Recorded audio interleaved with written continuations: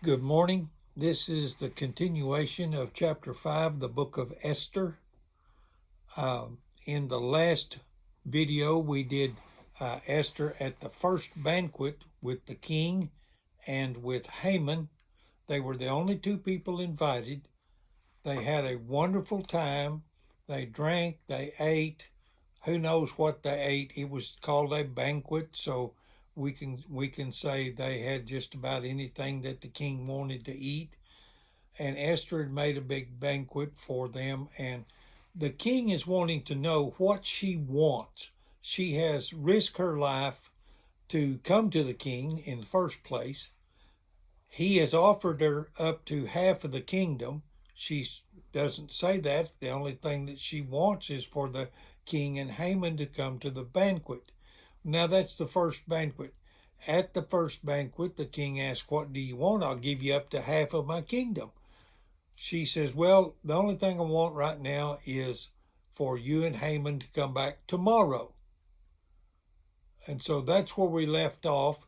And so we're in chapter 5 of Esther, verse 9. And this is happenings at the end of the first banquet. Haman went out that day happy and in high spirits. But when he saw Mordecai at the king's gate, and observed that he neither rose nor showed fear in his presence, he was filled with rage against Mordecai. Well, that's the thing that's already happened. That's why the decree was given in the first place, because Mordecai wouldn't honor Haman as a king or something. He would not stand and bow in his presence or anything like that. Nevertheless, Haman, being joyful and exuberant after being in the first banquet, let me tell you now, I've really been honored. I was the only one invited besides the king. It's just the three of us, the king, the queen, and myself. He was happy. And so he goes, it says, nevertheless, Haman restrained himself and went home. And when he got home, calling together his friends and Zeresh, his wife, Haman boasted to them about his vast wealth. Of course, now his friends already knew how much money he had, and of course his wife knew how much money, and his sons. And it says, Haman boasted to them about his vast wealth, his many sons, and all the ways the kings had honored him, and how he had elevated him above the other nobles and officials. Look at me. I've got all this money. I've got all this land. I've got everything that you can imagine. I've got boats on the river. I've got everything. And the king has promoted me. And furthermore, and that's not all. Verse 12, Haman added, I am the only person Queen Esther invited to accompany the king to the banquet she gave. And she has invited me along with the king tomorrow. Y'all can't come. It's just going to be me and the king and Esther. Now that's tomorrow. But all of this gives me no satisfaction whatsoever, as long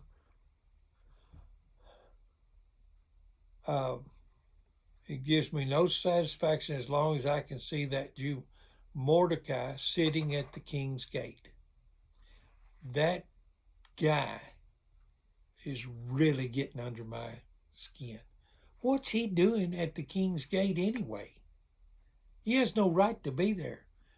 We issued this decree. We're going to kill all the Jews. Yet he's still at the king's gate. I think he ought to be going to find a hole to crawl in. run into the mountains, run into another country that's outside jurisdiction. He ought to be doing something besides sitting at the king's gate. And by the way, if he's sitting at the king's gate, he thinks he is something. I don't like that. Verse 14. His wife Zeresh and all his friends said to him, have a gallows built 75 feet high, and ask the king in the morning to have Mordecai hanged on it. Then go with the king to the dinner and be happy. Wow, you talk about a suggestion that just hit right on the spot here. We have Haman, his friends and his wife, says, have this gallows built. And after you have this gallows built, hang him on it. Hang him high. And furthermore, after you've done this and you're satisfied and you feel vindicated because he won't bow down to you, then go to the banquet with the king and the queen. Eat all the delicacies. Eat the breads, eat the pie, eat the cake, eat the whatever they cook for the banquet. And be happy that your enemy, Mordecai, is done away with. And so we're at verse, let's see, it's verse 14. This gallows is 75 feet high in the town of Shushan. And even if the palace is where the banquet is going to be held is on a second floor or even a third floor high, this gallows is going to be so high that wherever you're at, you can look over there and you can see old Mordecai hanging, and you can just feel that satisfaction that your enemy is gone. So Haman had everything ready for the next day. Remember, he had money. He could have gallows built all night long if he wanted to. Okay. Haman had everything ready to go to appease his ego. And that's where we are sometimes. Our ego gets crushed. And we almost lose our sense of reality. We hate somebody real bad, or we hate some group, or we hate something that has happened. You can't do anything about things that have already happened. Okay? You just have to ask forgiveness from God for the things that's already happened. And you have to make it up within your own spirit that you are going to do things better. You don't have to carry the hate around with you all the rest of your life. Pray to God and he will help you. Now notice Haman has things ready, but God has a different plan. He's had the gallows built. I'll go talk to the king first thing in the morning, and I'll get his okay and have this man that causes me so much grief put to death. And Mordecai will hang on these gallows that I have had built. Then I'll go to the banquet being satisfied. Now that's what he's after. But we find out later in the next chapter that God has other plans.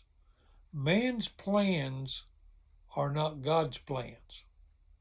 We don't know why. I don't know why things happen the way they do. Right now in America, this is April the 8th, 2020, and we're in the middle of this uh, Corona 19 virus.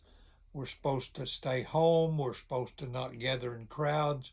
We don't socialize, lots of things like that. Yet, we've never experienced anything like this before in our life. Okay? But God has a plan. And even though God is not mentioned anywhere in the book of Esther, God has a plan for whatever He wants to get accomplished.